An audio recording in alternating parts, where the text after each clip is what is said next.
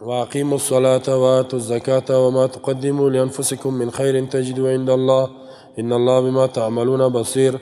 سر یهودی ها خودیدین که حکم آمد نه، بنو نذیر خیانت کردن، رسول الله هم جلاوطنشان کرد، تبعیدشان کرد. بنو قریظه در جنگ احزاب به همراه مشرکین مدد و کمک کردن، اونا هم جواناش کش دیگه تبعید کرد. خیبر هم یهود خیبر هم بیخی بیرون کرد. و آیاتا که نازل شد با رسول الله هم گفت اخرج اليهود من جزیره العرب، از جزیره عرب کافرها را بکشید. اخرجوا اهل الكتاب، اهل کتاب بیرون کنید، مشرکین بیرون کنید. بعد از او باز اینمی حکم شد که جزیه. اینا لیا میگن والا جزیه دادن سر ما ظلم است. ظلم نیست سرشان، والله جزیه بسیار عدالت. امیال زندگی از اینا خراب است. خب امی کافرها 20% مالیات میگیره. جزیه چرا میخواه؟ چند پا پیسه است. 20% مالیات، 30% مالیات. تنها از یک چیز نیست، هر چیزش مالیات میگیره. اسلام بیا 5% میگیره و با وجودی که از مسلمان اسلام زکات میگیره، از اینا جزیه. از فقرایش حکومت اسلامی جزیه نمیگیره، از فقیرش، از سرمایه‌دارش میگیره، او هم 5%. دیگه ای که سر از اینا عسکری نمیکنه، خود عساکر حکومت اسلامی پلیسش و ایناش ایارا حفاظت میکنه، جانشان و مالشان، آبرو عزتشان. سر یا جهاد هم نمیکنه، سنگرار هم سرش نگاه نمیکنه. پس در بدل همه خدمات یه چیز جزیه باید گرفته شد. یعنی تو نیست که مسلمان ها چیز گرفته نمیشه، از اینا میشه. مسلمان زکات است، مسلمان عسکری و اینا میکنه، اینا نمیکنه. حال 30% حکومتایشان میگیره، ظلم میکنه. حکومت اسلامی که آمد 5% میگیره، دیگه آزاد زندگی خدا نمیکنه. والله که نظام اسلام، حکومت اسلام بخیر کل کافر است. الله که میگه پیامبر و ما ارسلناک الا رحمتا للعالمین، رحمت برای کل جهان است. اما اینا نمیفهمن، خب خیر خدا نمیفهمن. خیر ما دیست که تابع بیرق اسلام، حکومت اسلامی باشه. ناق خدای سیسو میزنن و دیگه اصل عام مردمش در تاریکی نگاه میکنه. همی حکومتایشان میگه اگر مسلمان ها آمد کل شما را میکشه، در حالی که غلط است. چرا بکشه؟ وقتی که شما تابع شوین، تابع حکومت اسلامی، چرا بکشه؟ تابع چی معنا؟ تابعیت بگیرین، نه؟ تابعیت دولت اسلامی را، حکومت اسلامی را تابعیتش بگیرین، خلاص دیگه شما هیچ در امن زندگی میکنین. و یا خیر دیگه هم برشان نیست که دعوت داده میشون به نرمی، ما ایتو فشار سرش نمیری و عقاید مسلمان ها را میبینن، میشه که مسلمان شان جنت هم آخرت شان هم خوب میشه. در یک جایی که حکومت اسلامی نباشه، سراسر کفر باشه، اوجه چی هدایت است؟ هیچ راه هدایت اونجا نیست. این همیال این مسلمان هایی که در اون کشورهای از اونا است، چقدر خیرشان به اونا رسیده. حالا میگن این مسلمان ها به ضرر ماست. نمیمانن هم مسلمان ها را که آزاد یک جای برن، نه؟ میمانن؟ نه. خیبان این مسلمان دلش هر جایی که رفت نمیمانه. میگن در جایی که ما میگیم همونجا باشه، هر جای نریم. یقین کنه کل مرزا را بند کرده. حالا مرا بان میرم یک جای، چی میکنی؟ میگه تو را چی میرم ما اونجا؟ میرم اونجا یک جای زندگی میکنم، نمیمانه. این تو در یک مصیبت حالا یا گرفتار هستن، نه کشیده میتانه، نه نگاه کرده میتانه. این می عذاب الله است. الحمدلله مسلمان ها بر از این عذاب شده. و اقیم الصلاة، پابندی کنین به نماز، و آتوا الزکات، بدین زکات را. و ما تقدموا لانفسکم من خیر تجدوه عند الله، آنچه که پیش میکنین از برای نفسایتان من خیر، از خیر، تجدو پیدا میکنین عند الله، به نزد الله ثوابش. ان الله بما تعملون خبیر، بدون شک الله با اعمالی که انجام میدین خبردار است. در اینجا الله احکام ادب بیان میکند. در وقتی که اینا کفر و شرک میکنن، شما هم پابندی به دینتان بکنین. اینا دعوت به کفر و شرک میتن، شما اقیم الصلاة، پابندی کنین به نماز. اقامت النماز چی را میگه؟ که فرایضش را بفهمین، چیزایی که نماز از بین میبره او را بفهمین، خشوع و خضوع نماز مراعات کنین، جماعتش مراعات کنین. زیرا نماز و زکات دو ستون اسلام است. بنی الاسلام علی خمس شهادت الله اله الا الله، اقامت صلاة، ایتای زکا. این دو رکن اسلام است. سیر اعلانت. نماز عبادت بدنی، زکات عبادت مالی است. با الله خدا نزدیک کنین به عبادات بدنی و مالی. زکات مالتان بتین. صاحب چیز شدین زکات بتین. و ما تقدموا لانفسکم، آنچه که پیش میکنین از برای نفسایتان، آنچه که پیش میکنین برای نفسایتان چی اسو؟ من خیر، خیر اعمال نیک میگه، عملی که مطابق وحی باشد، نماز باشد، صدقه باشد، دعوت باشد، نفقات باشد، تجدوه عند الله، پیدا میکنین ثواب از او را پیش الله. الله حتمی براتان بدلش میده. هر عمل خیر که انجام میده. قرآن میخوانین شما نه، بسیار درجه داره. رسول الله صحابه را گفت در حدیث بخاری، چی برا میدان یک چند دانه شتر بیاره، در 20 دانه را، و هیچ نه گناه بکند نه قطع صله رحمی چیز، زحمتش هم کم باشد. صحابه گفت کل ما خوش داریم یا رسول الله. کجاست؟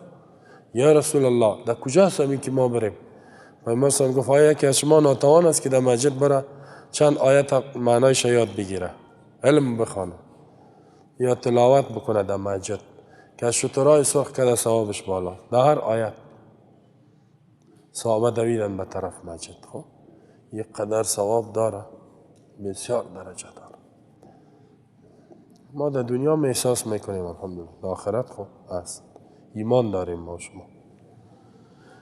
ان الله بما تعملون بصیر، بدون شک الله با اعمال که انجام میتین بصیر میبیند، آگاه است از اعمالتان.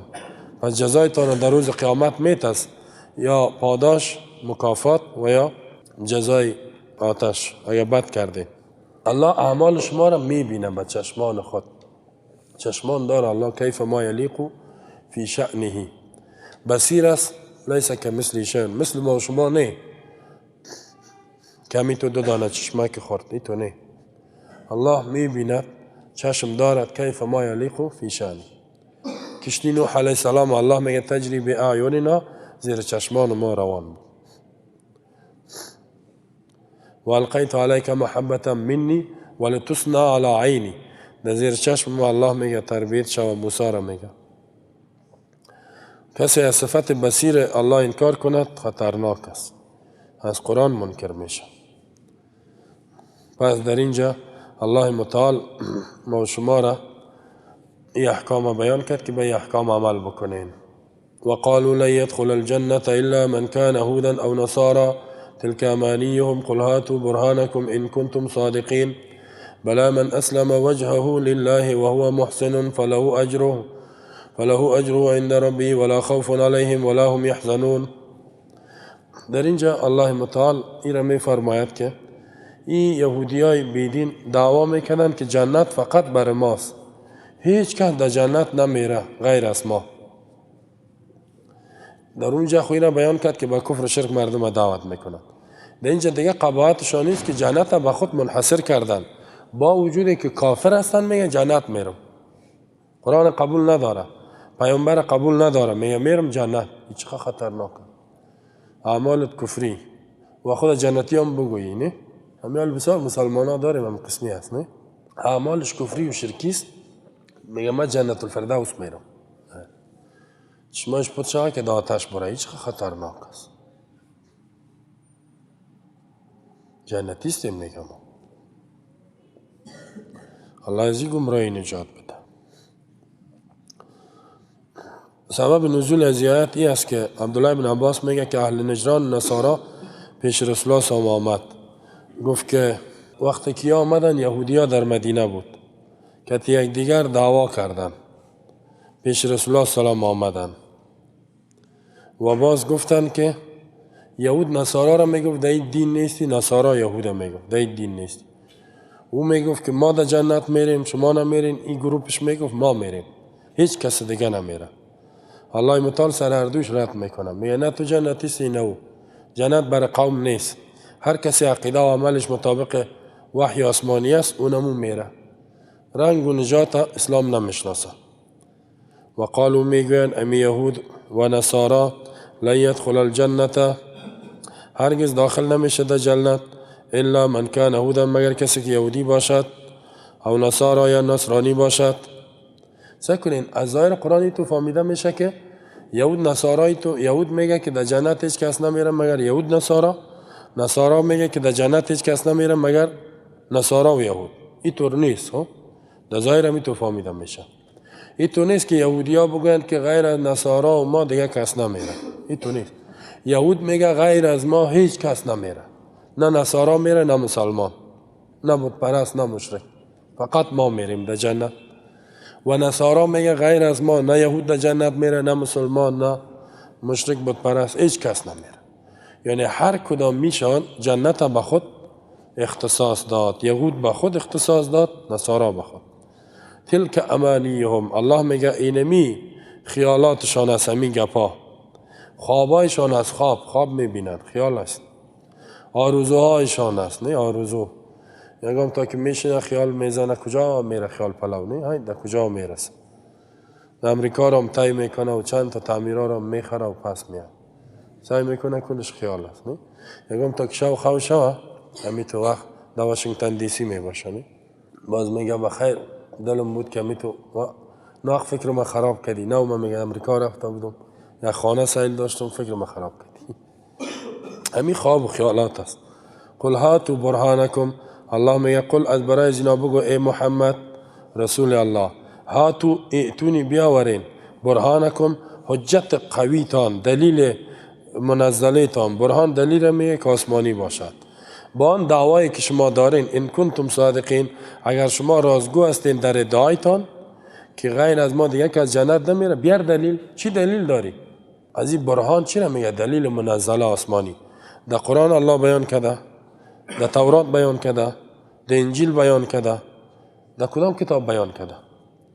الله هیچ نگفته که اینی قوم در جنت میره. هر کسی که عقیدهش توحید باشد، با نظام توحید پابند باشه، عمل بکند، اونو جنت میره. یعنی بلا، الله میگه بله. این گپایی که شما میگین این گپ نیست، بلا،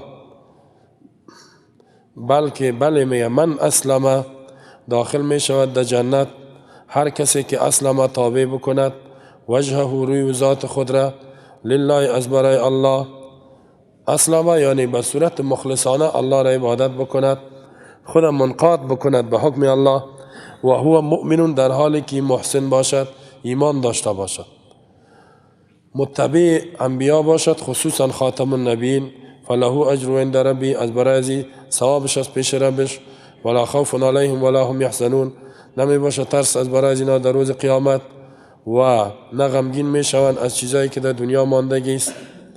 هر کسی که اسلم وجهه لله و هو محسن، این یهودی است، نصرانی، هر کی که باشه، این تو نیست که یک قوم خاص. وقالت اليهود ليست النصارى على شيء وقالت النصارى ليست اليهود على شيء وهم يتلون الكتاب كذلك قال الذين لا يعلمون مثل قولهم فالله يحكم بينهم يوم القيامة فيما كانوا فيه يختلفون. وقالت اليهود ميغوين يهوديا ليست النصارى على شيء، نيس نصارى داي الدين. وقالت النصارى ميغوين نصارى ليست اليهود على شيء، نيس يهوديا داري الدين.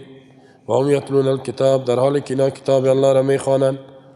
كذلك قال الذين لا يعلمون مثل قولهم، همین قسم گفته بود کسایی که جاهلا بودن به علما مثل قول از اینا را. فالله يحكم بينهم يوم القيامة، الله فیصله میکند در بین از اینا در روز قیامت. فيما كانوا فيه يختلفون، در آنچه که اینا بودن اختلاف میکردن. شما از این گپا یک چند گپ فهمیدین از این ترجمه که اینا در بین خود امی یهود نصارا دیگه خود تکفیر میکنه. او میگه این دین نیست، او میگه این نیست، در حالی که هر دوشان کتاب میخوانند، تورات، انجیل. اکثر احکام تورات انجیل فرق نداشت، کتابشان یکی، پیامبرشان عقیده توحید داره، ولی او را کافر میگه، او را میگه.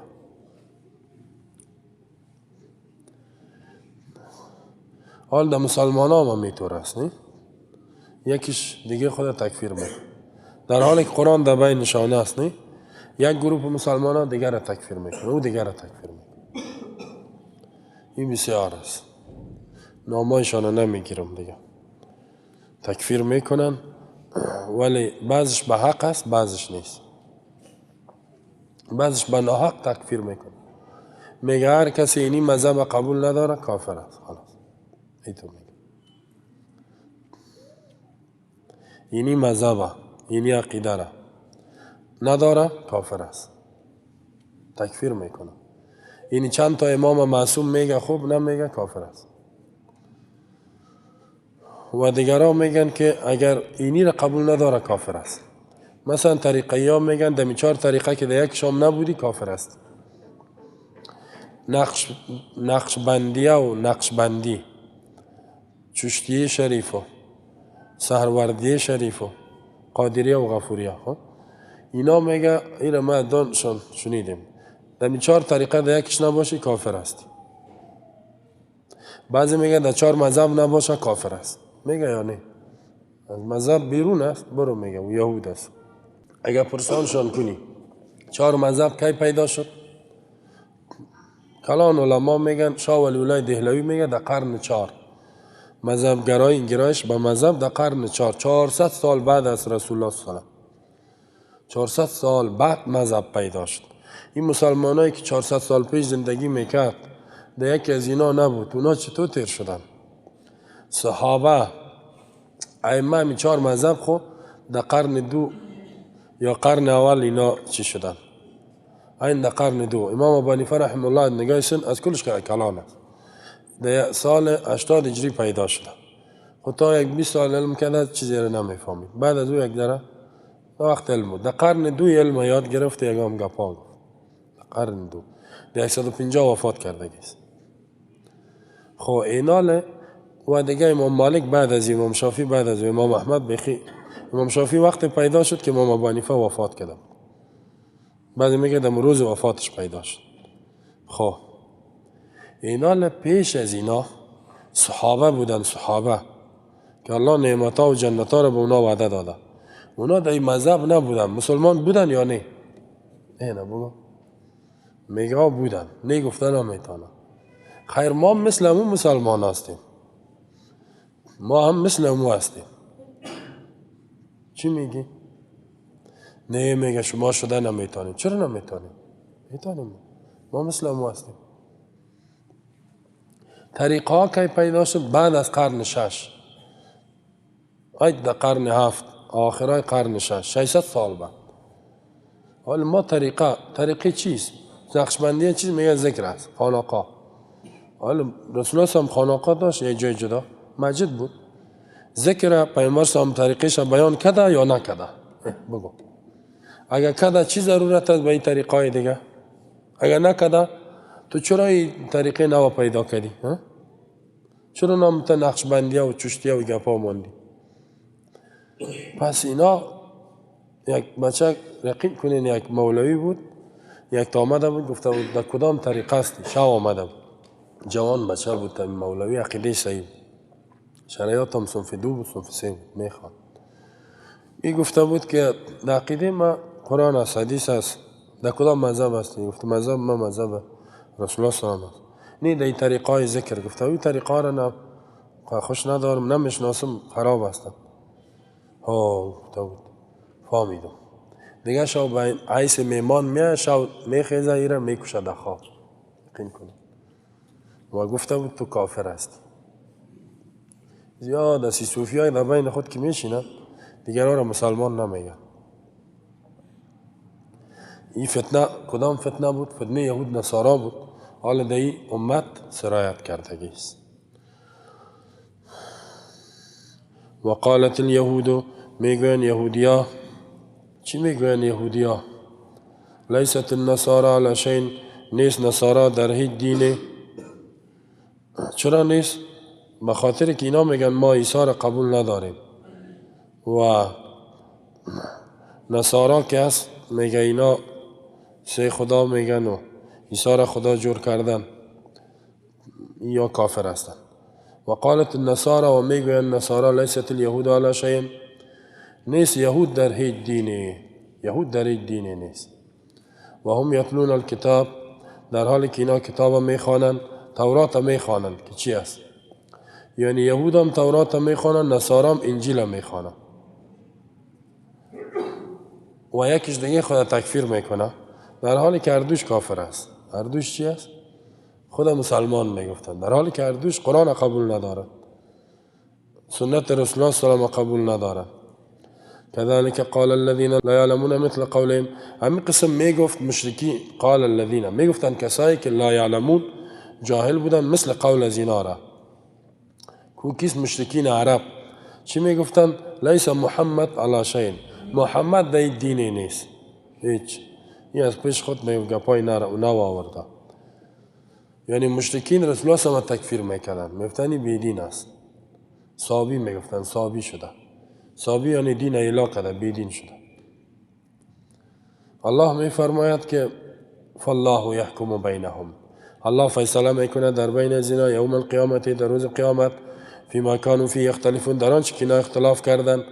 یکیش میگه ما حق هستم، دیگه میگه ما، دیگه کی حق است اونجا معلوم میشه. و هر کسی که مطابق قرآن بود عقیدهش، مطابق سنت بود و نه، و اونو فهمیده میشه که صحیح مسلمان بوده. اگر نبود باز فهمیده میشه که مسلمان صحیح نبوده. و من اظلم ممن منع مساجد الله ان یذکر فی اسمه وسعى فی خرابها اولئک ما كان لهم ان يدخلوها الا خائفین لهم في الدنيا خزي ولهم في الآخرة عذاب عظيم. و من اظلم کیست کلان ظالم ممن از اون کسای منع مساجد الله که منع میکند مردم را از مساجد الله، از مسجدها و مردم را منع میکند. از این که ظالم کسی نیست. ان یذکر، این که یاد شود فیها در این مساجد اسمه، نام الله، صفات الله یاد شد، احکامش بیان شد. و سعی فی خرابها، کوشش میکنن در خرابی مساجد، تخریبش کنن، از نگاه درس و تدریس، از نگاه آبادی. اولئک ما کان لهم ان یدخلوها الا خائفین، اولئک اینمی کسان نیست جایز است برایشان که داخل شوند. در کجا داخل شوند؟ در این مساجد. الا خائفین، مگر در حالت ترس می باشند. لهم فی الدنیا خزی، از برای اینا در دنیا رسوایی است. و لهم فی الاخرة عذاب عظیم، و در آخرت عذاب بزرگ از برای اینا است. و من اظلمو، این در ارتباط کی است؟ بعضیا خب سبب نزولش خاص بیان کرده.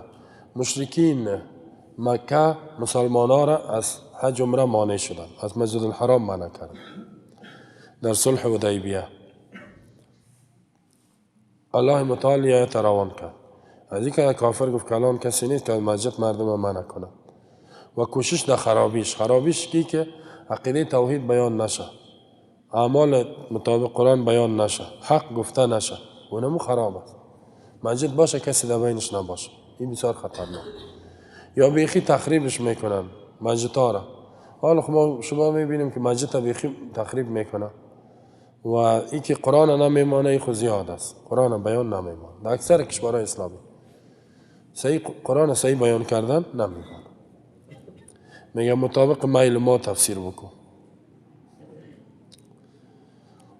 الله متعال در اینجا ولی حکم از آیت عام است. هر کسی که از مسجد مردم منع میکند که الله توحید دو بیان شود، اسم الله، عظمت الله، کتاب الله، سنت رسول الله صلی الله علیه و او آدم در این داخل است. آیا کسی شرک بیان میکنه با نمانیش صحیح است.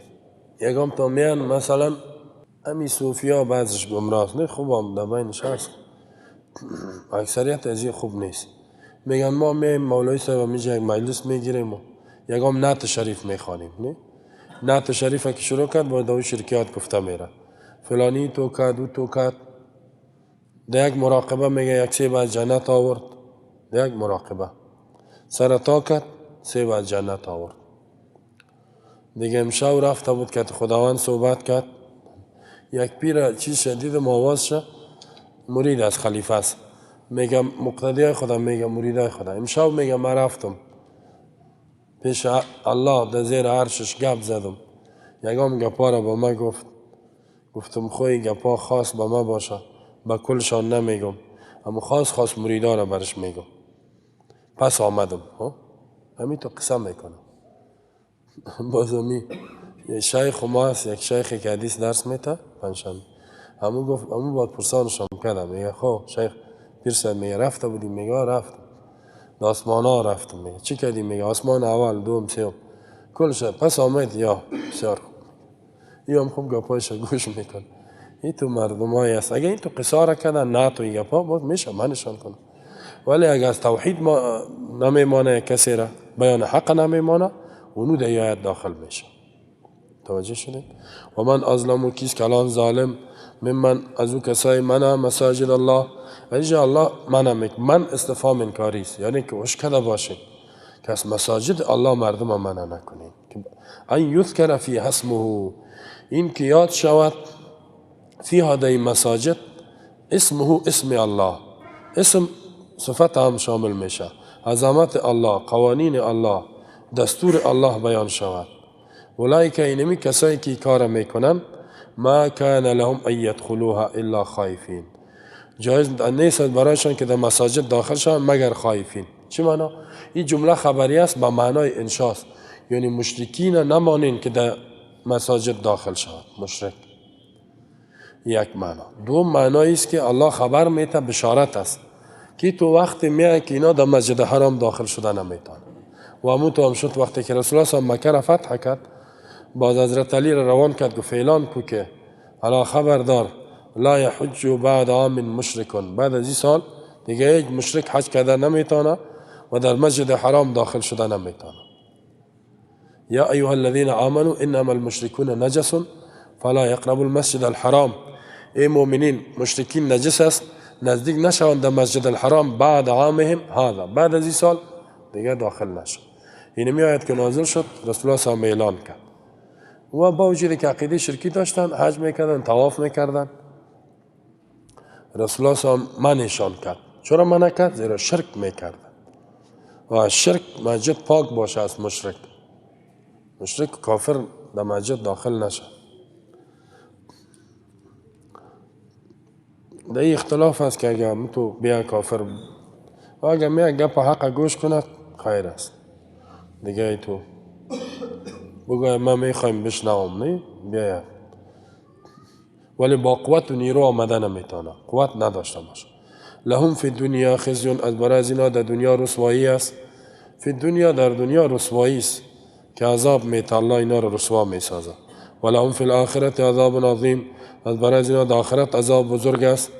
خب اول از این مصداقش مشرکین مکه بود، در دنیا رسوا شدن، شکست خوردن، مردار شد اکثریتش، در آخرت در جهنم رفتن. ولله المشرق والمغرب فاینما تولوا فثم وجه الله ان الله واسع علیم. خاص از برای الله المشرق، مشرق است، طرف مشرق، والمغرب طرف مغرب است. فاینما تولوا، هر جایی که شما دور بتین رویتان را، فثم وجه الله، در اموجه است روی الله، ذات الله. ان الله سمیع واسع علیم، بدون شک الله فراخ است علمش، فراخ است فضلش. در این آیت ای بود که وقتی که حکم قبله آمد که رویتان به طرف بیت الله دور بتین، اینا انتقاد کردن که چه قسم پیامبر است، یک روز میگه ایسو نماز بخوانین، دیگر روز میگه اوسو بخوانین. الله میگه این اختیارات پیش شماست، طرف شرق و غرب، شما هر طرفی که الله حکم کرد اموسو نماز بخوانین. یک معنایش اینمی است که مشرق ولله المشرق، مکان طلوع آفتاب، این خاص در اختیار الله است. والمغرب مکان طلوع غرب، غروب آفتاب. فاینما تولوا، هر جایی که شما بگردین، رویتان بگردانین، فثم وجه الله. یک معنایش خواهمی است که مسئله قبله است که الله نسخ کرد، قبله به طرف بیت المقدس بود، مسلمان ها روی خدا نوسو دور می دادن، الله حکم کرد که به طرف بیت الله نماز بخوانید. بیت المقدس طرف شمال است، یک دفعه الله حکم کرد که به طرف جنوب رویتان دور بتین، این ثبوت روی خدا نمونستن. اینا انتقاد کردن این چه قسم است؟ الله میگه این اختیار ماست کدام طرف بگوییم. یا میشه که عام باشه، اگه عام باشد در اختیار الله است، طرف شرق و غرب، شما هر جایی که رویتان دور بتین اونجا الله است، یعنی از علم الله، قدرت الله بیرون نمیشه. ان الله واسع علیم، الله علمش بسیار فراخ است، شما هر طرفی که رویتان دور بتین اونموجا الله وجود داره و شما را میبیند. این که الله چه قسم حکم میکند توانایی است، خالق است. پس در اینجا اشاره به سوی فراخی علم و قدرت الله است. وقالوا اتخذ الله ولدا سبحانه بل له ما في السماوات والارض كل له قانتون. وقالوا میگو یعنی مشرکین اتخذ الله ولدا، گرفتگی است الله اولاد، سبحانه پاک است الله متعال از ولد. بل له ما في السماوات والارض، بلکه خاص از برای الله آن چیزی است که در آسمان و زمین است، اختیارات پیش الله. کل له قانتون، هر یکی از برای الله فرمان بردار است. در اینجا الله متعال رد میکنه به دیگه انتقاد از اینا. خب شرک میکردن، مشرکین میگفتن ملائکه بنات الله است، دخترایشان. این ملائکه را ولد میگفتن، این اولادای الله است. نصارا میگفت که و قالت اليهود عزیر ابن الله، یهود میگفت عزیر فرزند الله، نصارا میگفت مسیح فرزند الله، من ایس فرزند گرفته. باز اینا میگفتن که الله بعض اختیارات به بعضی داده من حیث اولاد، مثل که پدر به اولاد اختیار میده. اینا ما که یار عبادت میکنیم، اینا مشکلات ما را به الله پیش میکنن. پس تو چرا ما را مانع میشی که ما ای را بگوییم که فرزند الله است؟ فرزند حقیقی نمیگیم، ما میگیم الله ای را من حیث فرزند به خود گرفته، نزدیک الله است. مثلا یهود میگفت که مظهر علم غیب الله عزیر است، مظهر علم غیب. و مظهر قدرتش نصارا میگفت کی است؟ عیسی است. مشرکین میگفت نه ملائکه است. الله در این رد میکند که نسبت اولاد دادن کفر و شرک است. الله از اولاد نه کسی را من حیث اولاد میگیره فرزندی، نه ای که از او کسی پیدا شود، بلکه همه اختیارات کائنات پیش الله است. الله نیاز نداره به اولاد. شما چطور نسبت اولاد به الله میتین؟ و قالوا میگوین یهود و نصارا مشرکین اتخذ الله ولدا، گرفتگی است الله اولاد. برتان گفتیم یهودی هم میگفتن، نصرانی هم میگفتن، مشرکین هم میگفتن، ولی فرقش بیان کردیم. فرقش در چی بود؟ یهود عزیر میگفت، نصارا عیسی علیه السلام، مشرکین ملائکه را. اتخاذ الولد یعنی یک کسی را من حیث اولاد میگیری. این نمیگفتن که ولد حقیقی، یعنی اختیاراتی را مثل که پدر به بچه میته، این همه اختیارات داره. عیسی را میگفتن ملائکه را و عزیر. الله رد میکند به چند طریقه. سبحانه پاک است الله، منزه است آن چیزی که اینا فکر میکنن. خب الله کسی را اولاد میگیره که به اون نیازمند باشه، محتاج. بعد از ما میگه این کارا را پیش ببره، مرگ با بالایش بیاد. الله خیلی چیزا منزه. مثلا شما ملک سلمان دیدین، پادشاه عربستان، بچه خدا نایب دو تعیین کرده، نه؟ اون اختیارات برش داده. بچه ملک سلمان پادشاه عربستان نایب تعیینش کرده که بعد از ما یک تا دیگه شد، بعد از اون نایب دوم این باشه. این محتاج است. الله میگه سبحانه، ما خب الله پاک است از این نیاز نداره کسی را اولاد بگیره من حیث ولد. لم یلد ولم یولد بل له ما فی السماوات، دوم رده، بلکه خاص در اختیار الله است آنچه که در آسمان و زمینه. در آسمان و زمین چیزی که در ملکیت الله است، چیزی که تحت تصرفش است، چیزی که از مخلوقش است، چیزی که از بنده هایش است. الله چی نیاز داره اینا را من حیث اولاد بگیره؟ رد دوم رد. سومی که کل له قانتون، هر یک مخلوقات از برای الله فرمان بردار است، نافرمانیش نمیکند. پس چی ضرورت است که یار اولاد؟ ملائکه رو چرا اولاد بگیره؟ کلش بنده های فرمان برداره. الله اینا را آفریدگی است. و دیگر رد میکنه به بالایشان الله. یک رد دیگر بدیع السماوات والارض، ناشنا پیدا کننده آسمان و زمین است. و اذا قضى امرا فانما یقول له کن فیکون، وقتی که فیصله کند یک کار را، فانما جز نیست یقول میگوید له از برای کن موجود شو یا معدوم شو، فیکون همونطور میشه. معدوم شو میشه، موجود شو میشه، شکل تغییر بخوره میشه، هر فیصله که الله کنه. حال بسیار دیگه اینجا رد سیوم است و بسیار قدرت خود الله نشان میده. بدیع السماوات، ناشنا پیدا کننده آسمان و بدی چرا میگه؟ که مثال سابق نداشته باشه، هیچ دیده نشده باشه. آسمان و زمین هیچ وجود نداشت، الله پیداش کرد. این بدی مخترع قبلا نبود، پیدا شد. یکی است که انسان از روی یک چیز جرم میکند، نه؟ او را بدی گفته نمیشه. بدی او را میگه که هیچ مثال سابق نداره. اگر کسی مثلا اینجا موتر یک تا دیگه جور کرد، یکی از روی ازو جور کرد، باز او را بدی گفتنم، بدی را میگه که نو یک چیز پیدا، هیچ وجود نداشته باشه. بدعت در لغت به معنای نوآوری، تجدد، یک چیز نو. در اصطلاح یک چیز نو در دین پیدا میکنی و او را دین میگی. یک ذکر نو ایجاد میکنی، یک عقیده نو، یک عمل نو. مثل که میلاد در زندگی رسول الله هم نبود، چیزی وجود نداشت. حالا اینا چی کردن؟ بدی ابتدا کردن، بدعت نو ایجادش کردن. یا اینکه شب براتی گپا نبود، اینا ایجادش کردن. و یا چقدر بدعت‌های دیگه، اسقاط، حیله اسقاط وجود نداشت. یا چی کردن؟ مبدع شدن، نه مخترع، اختراع کردن از پیش خود. مولا را هم که ببینید اون اختراع کردن میره چیزای نو در دین. اینال چیزایی که نو در دین ایجاد میکنی دلالت از گمراهی است. کل بدعت ضلاله. یکی برای ترقی دین یک چیز نو جور میکنی، بازو بدعت لغوی گفته میشه، بدعت شرعی نه. مثلا این لاسپیکر است، نه سابق نبود، حال ما شما این را پیدا کردیم، نه از این استفاده میکنیم. این آواز دور میرسانه، ولی نمیگیم که در این دین است. این برای ترقی دین است. آواز قنی اونجا، یا اینی ثبت آواز اینجا ثبت میکنیم به دیگه جای میرسانیم. اینالی ای را بدعت لغوی، در لغت بدعت هر چیزی را که نو ایجاد کنه، این میره میگه. مثلا موتر است، کامپیوتر است، هر چیزی که دیگه، موبایل است. الله بدی آسمان و زمینه، آسمان زمین هیچ وجود نداشت، نو پیدایش کرد، ناشنا اختراعش کرد.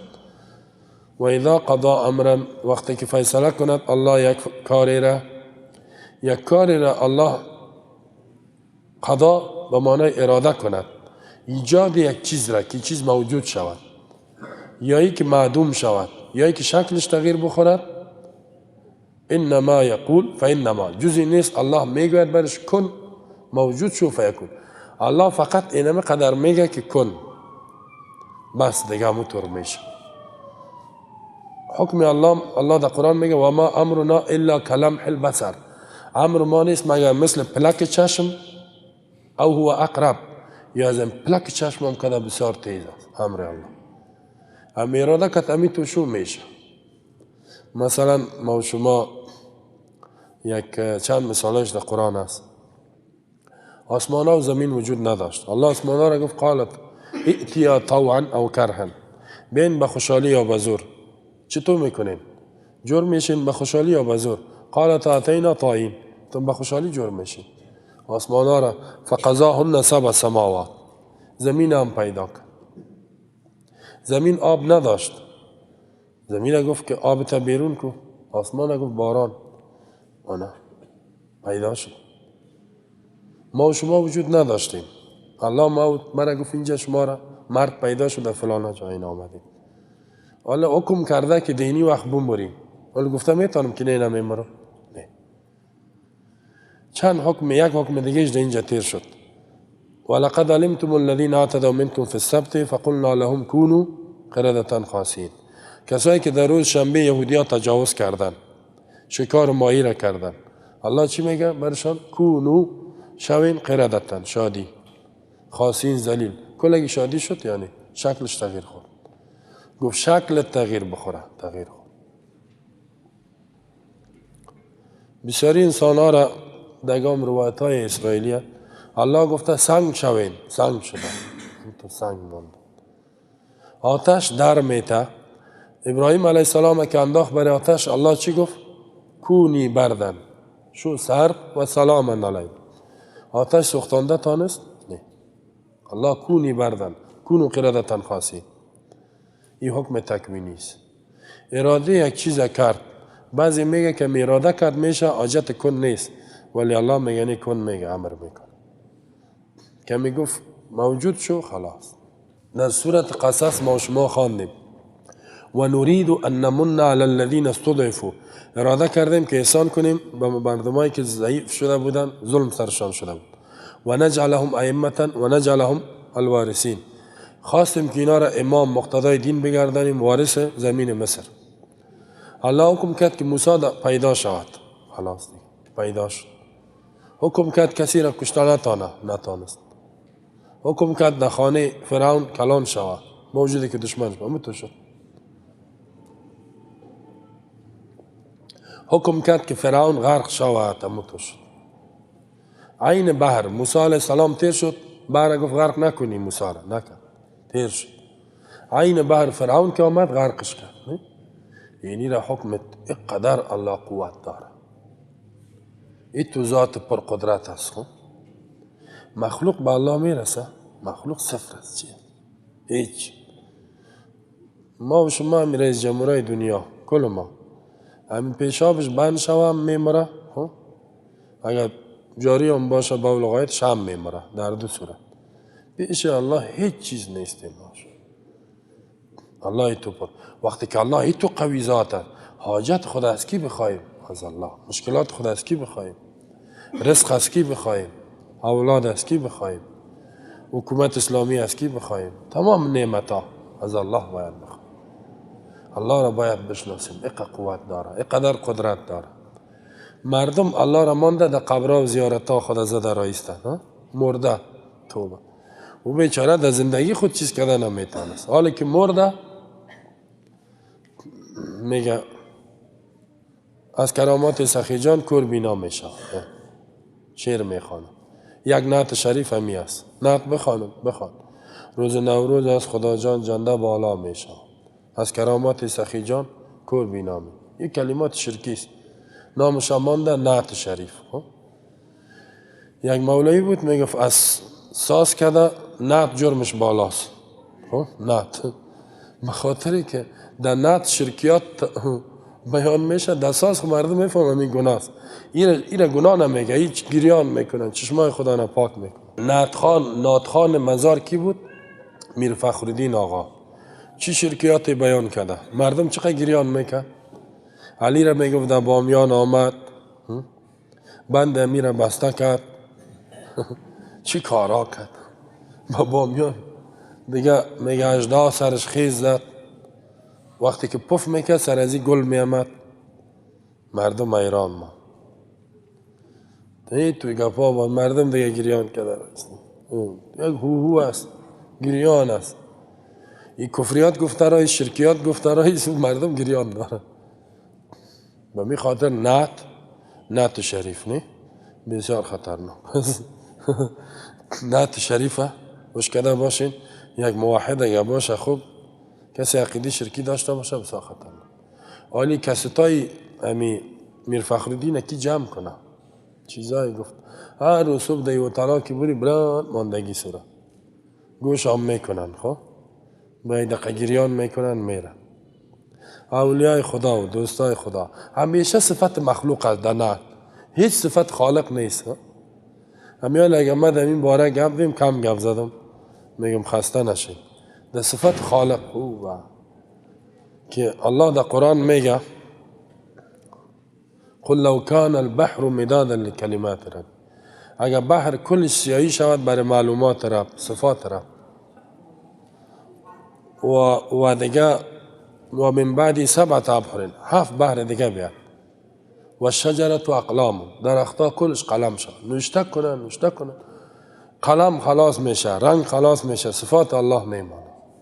این تو ذات ایره مانده آمده صفت مخلوق ایتو کرد، علی ایتو کرد، حسن ایتو کرد، حسین ایتو کرد، پیر صاحب شاه عبدالقادر جیلانی غوث العظم صاحب ایتور کرد. این من قصاره کده رایسته. همون که الله در قرآن میگه ما قدر الله حق قدره، نشناختن الله را به حق شناختن، تعظیم نکردن به حق تعظیم کردن.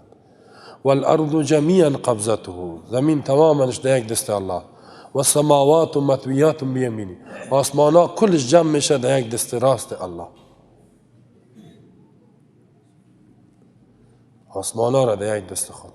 بعد میگه انا الملک، ما پادشاه هستم. این الملوک چه شدی پاچه جعلی؟ این تو ذات است. عظمت الله در قلبت باشه، هیچ توجه به مخلوق نمیکن، مشکل باشه. همیشه الله ذکر تام، سبحان الله، الحمد لله، الله اکبر، الله اکبر، لا اله الا الله، استغفر الله. الله باید 24 ساعت الله در قلبت باشه. الله ذلیلت نمیکنه. توکلت به الله، ربنا علیک توکلنا و الیک انبنا و الیک المصیر واعف عنا واغفر لنا وارحمنا انت مولانا فانصرنا على القوم الكافرین. این همه چیز از الله باید بخوای. حتی رسول الله هم میگه که این بوتتانم کنده شد، بگو یا الله میره جور کن. هر چیزه. یک صحابی بود، مچم تابعی، بسیار دعا میکرد، گفت بسیار شله بود. گفت چرا ای تو میکنی؟ گفت الله همین کسی که بسیار شله باشه دمی دعا کردن او را دوست داره. یک چیزی که میخوای نامید بار بار بخوا، بار بار شلگی کن، یا الله یا چقدر که اظهار عاجزی کنی اما قدر الله خوشحال میشه.